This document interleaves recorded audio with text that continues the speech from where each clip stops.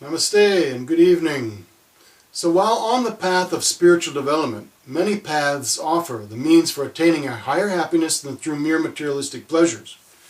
Of course, we're all looking for that, how to be inwardly fulfilled and content. But how do we actually attain the inner bliss or ecstasy that we hear about, or for which we are hankering, that can overcome all other desires for wholeness and balance within? Yoga is known for helping us reach lofty states of mind and elevated states of being, and thus perceiving higher levels of reality. This can be done through the means of karma yoga by directing our actions, or through jnana yoga by giving us loftier knowledge and discrimination between what is spiritual and material, or through raja or astanga yoga by preparing our bodies and minds for perceiving higher states of consciousness and spiritual dimensions, and through bhakti-yoga, which provides the means for attaining union with God through love and devotional activities. All of these, therefore, pave the way for a bliss that is beyond material or physical and mental stimulation. However, devotional yoga, known as bhakti, is especially known for giving the soul a higher taste in happiness and bliss by aligning our consciousness in the loving attachment for the Supreme Lover, especially in the form of Lord Krishna, who is known as the God of Love. Why? Because that is the nature of the soul. It is the inherent characteristic of the soul to love and be loved. And the highest of all relationships are those of the spiritual dimension, or spiritual relations, beyond being dependent merely on physical expression. It goes beyond all of that. So the way to do this is by acting in the proper mood or state of mind, which is the mood of servitude. Though some people may not agree that we should offer our service to God, the fact is that we are offering service to so many people and things all around us all the time. We may be offering service to our parents, or teachers, or professors in order to make progress in our education so that we can have a good career and then become good servants to our boss or to the company in order to get a good paycheck. Or we may be good servants to our wife or husband or family in providing what they need or want by earning the necessary funds to do so. Or we may be servants of the government and pay our taxes on time, or by observing the local laws properly. Or we may be slaves to the dictates of our mind and senses, which never stop telling us what they want us to do. The point is that material service is endless. And aren't all these beings that we are serving parts of God, which means we are indirectly serving God anyway? That is why when we understand this, we may become more inclined toward our spiritual needs and learn how to engage in direct service to God.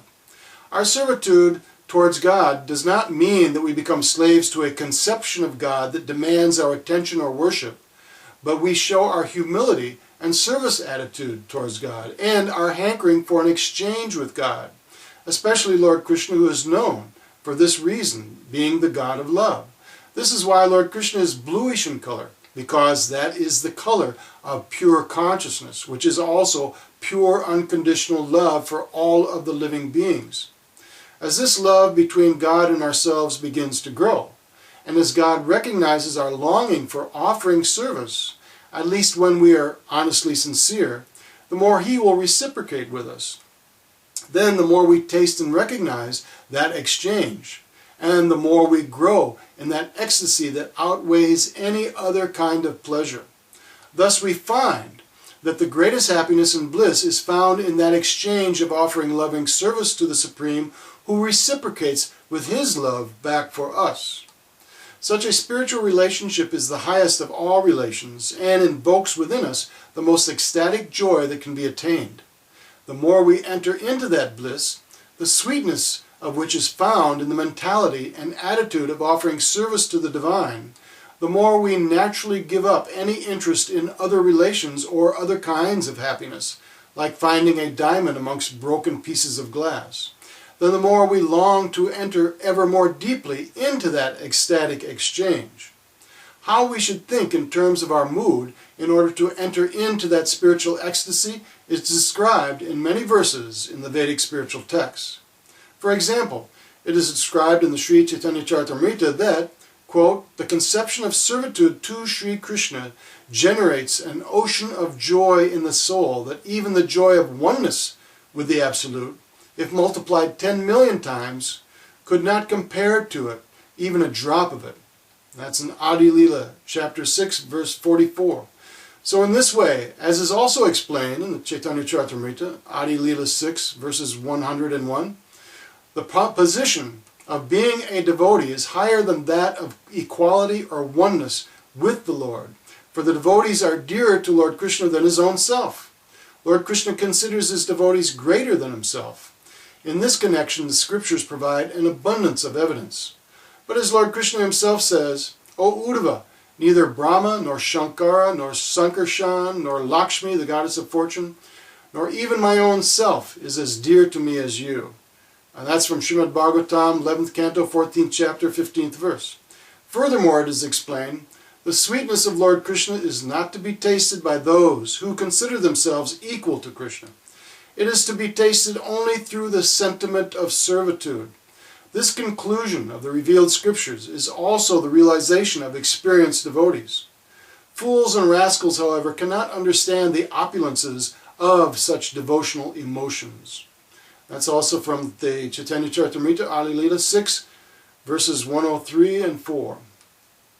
So it is this happiness and inner spiritual bliss that becomes the goal of all those who begin to have even a glimpse of that ecstasy which is attained by full absorption in the loving mood of serving the Supreme.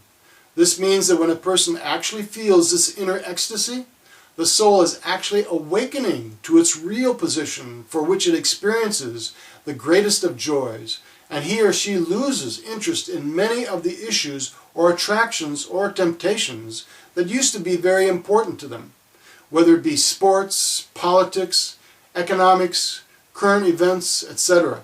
Such a person gives up all kinds of materialistic distractions and begins to focus more and more steadily on that bliss and whatever it takes to maintain it, which automatically outweighs all other forms of entertainment and mental preoccupations that a person had previously found of so much interest.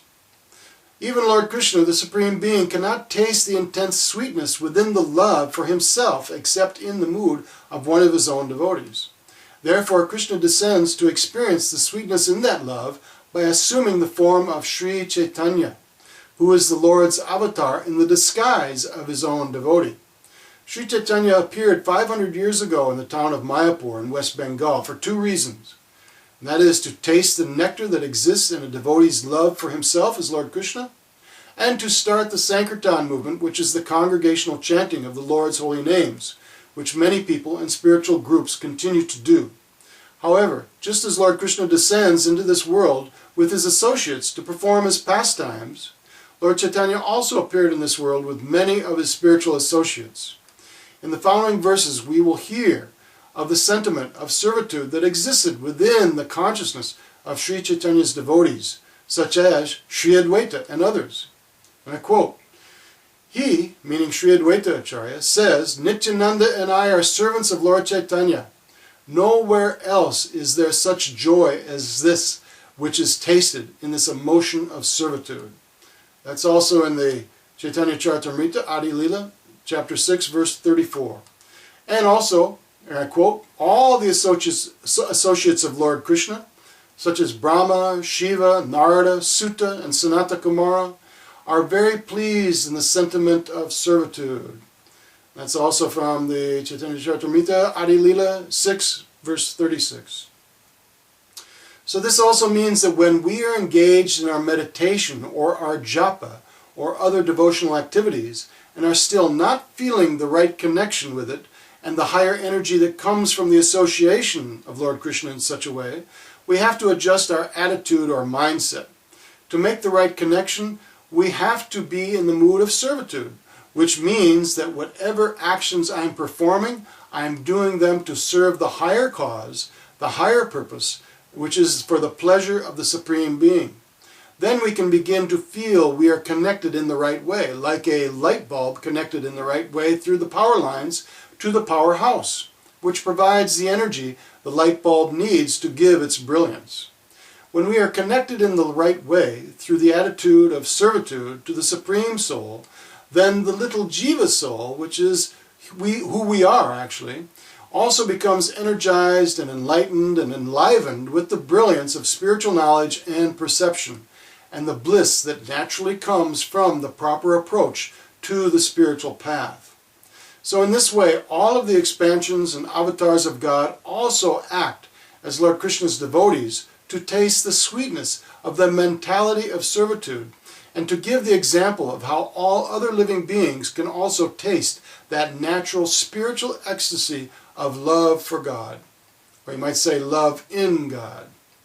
As it is further explained, and I quote, Baladev, Lakshman, Advaita Acharya, Lord Nityananda, Lord Sesha, Lord Sankarshan taste the nectarian mellows of the transcendental bliss of Lord Krishna by recognizing themselves as being his devotees and servants.